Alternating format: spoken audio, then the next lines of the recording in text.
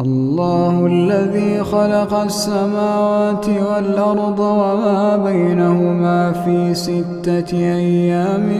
ثم استوى على العرش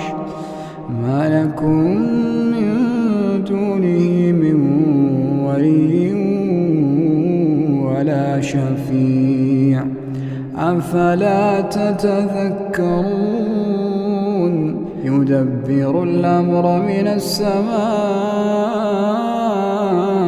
إلى الأرض ثم يعرج إليه في يوم كان مقداره 1000 سنة مما تعدون ذلك عالم الغيب والشهادة العزيز الرحيم الذي